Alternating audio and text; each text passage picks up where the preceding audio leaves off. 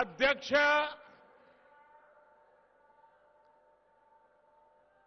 श्रीमान केशव जी मौर्य, मंच पर विराजमान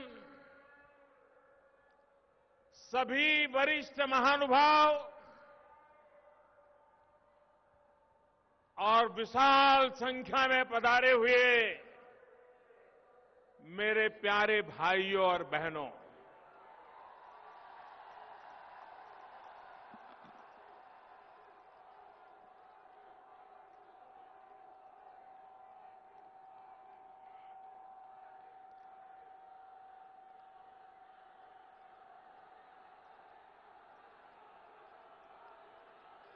मैं कई वर्षों से राजनीति में हूं। भारतीय जनता पार्टी में राष्ट्रीय स्तर पर संगठन का कार्य करने का सौभाग्य मिला। मुख्यमंत्री के नाते कार्य करने का अवसर मिला। 2.5 साल से प्रधान सेवक के रूप में आपकी सेवा करने का अवसर मिला। सैकड़ों रैलियों में संबोधन करने के लिए जाने का अवसर भी मिला।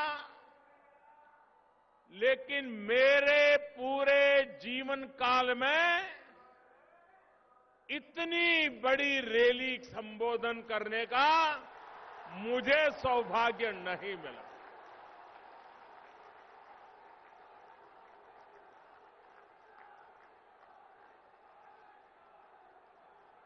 मैं स्वयं जब लोकसभा का चुनाव लड़ रहा था, तब भी हिंदुस्तान के किसी कोने में ऐसा विराट दृश्य देखने का सौभाग्य मुझे नहीं मिला।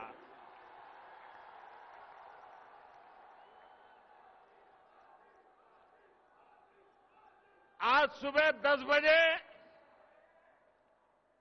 दिल्ली में मेरी एक मीटिंग चल रही थी, तो हमारे एक साथी ने मुझे मोबाइल फोन पर यहां लखनऊ के कुछ पत्रकारों ने जो ट्वीट किया होगा, वो ट्वीट दिखाया। उसमें सारे फोटो थे यहां की भीड़ के। तो मैंने ऑफिस के लोगों को बुलाया। मैंने कहा, भाई कहीं गलती तो नहीं हो रही है? ये 10 बजे इतनी भीड़ आ गई है, हमारी तो 2 मीटिंग बाकी है, निकलने का समय देर से है। जरा लखनऊ फोन करके पूछो कहीं हम तो लेट नहीं हो रहे। 10 बजे से भाइयों बहनों, इतनी बड़ी तादाद में आप हमें आशीर्वाद देने के लिए आए। मैं आपका हृदय से अभिनंदन करता हूं, आपका आभार व्यक्त करता हूं।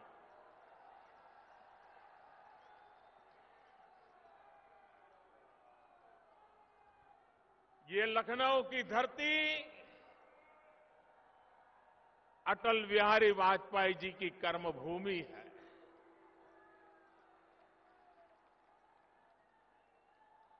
अटल जी जैसे अनेक महापुरुषों ने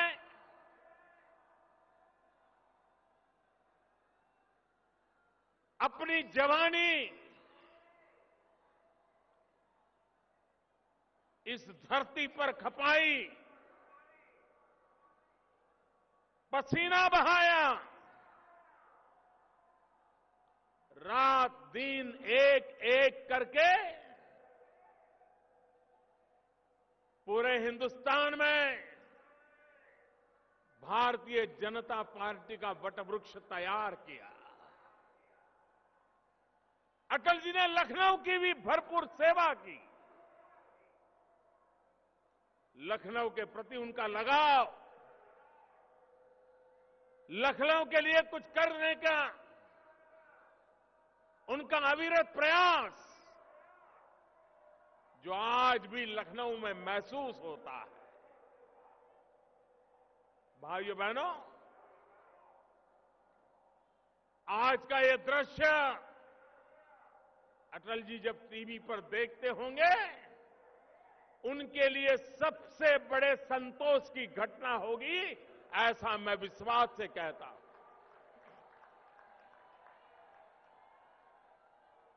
राजस्थान में गवर्नर के रूप में सेवा कर रहे इसी उत्तर प्रदेश के पूर्व मुख्यमंत्री श्रीमान कल्याण सिंह जी अगर आज जयपुर में ये टीवी पर नजारा देखते होंगे तो हम सबको वो वहां से आशीर्वाद देते होंगे। भाइयों बहनों, आपने कमाल कर दिया, आज कमाल कर दिया।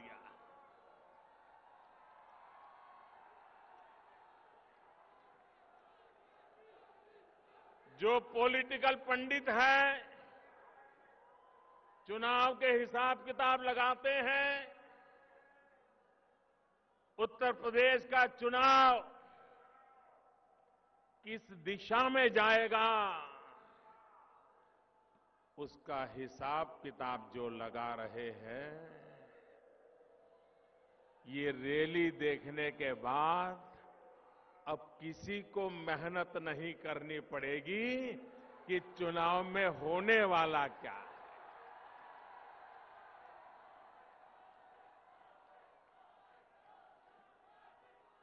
हवा का रुख साफ साफ नजर आ रहा है। भाइयों बहनों, उत्तर प्रदेश की सेवा करने का अवसर भारतीय जनता पार्टी को मिला था।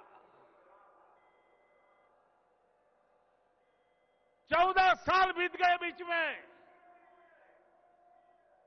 आज युग ऐसा है कि सरकार बदलने के 6 महीने में पुरानी सरकार को लोग भूल जाते हैं। लेकिन आज मैं बड़े गर्व के साथ कह सकता हूं, बड़े संतोष के साथ कह सकता हूं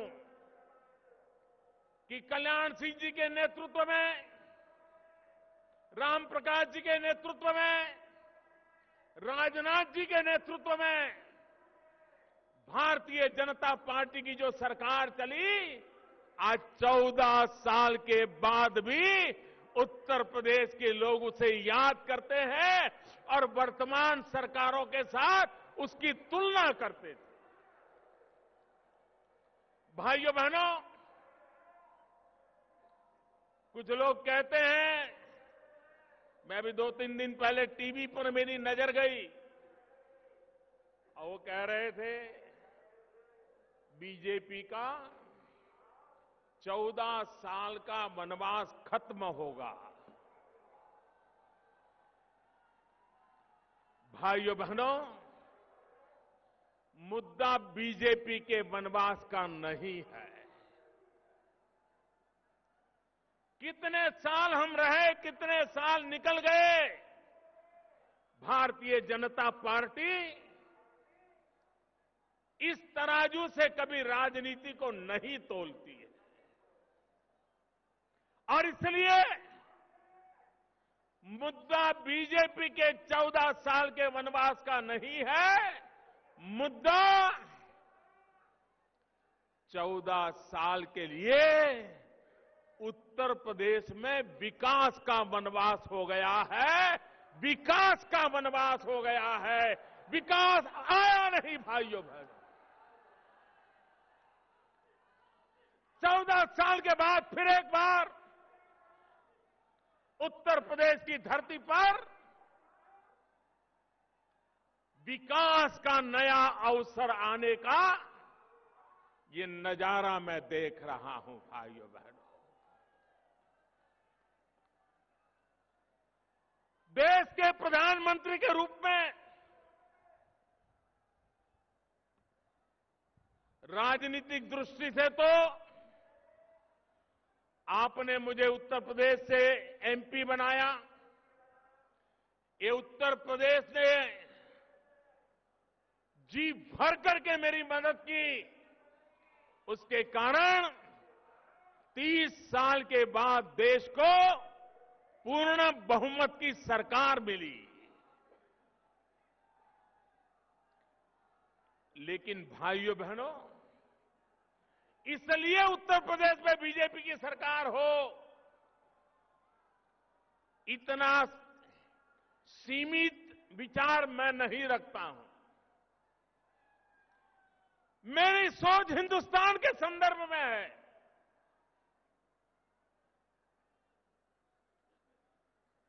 हम चाहते हैं हिंदुस्तान आगे बढ़े।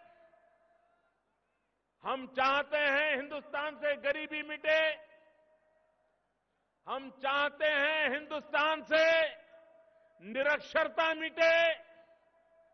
हम चाहते हैं हिंदुस्तान से बीमारी मिटे। भाइयों बहनों, ये हिंदुस्तान का सपना तब तक पूरा नहीं होता जब तक उत्तर प्रदेश में से ये सारी कठिनाइयां दूर न हो। और इसलिए हिंदुस्तान का भाग्य बदलने के लिए पहली शर्त है कि हमें उत्तर प्रदेश का भाग्य बदलना पड़ेगा। और इसलिए भाइयों बहनों,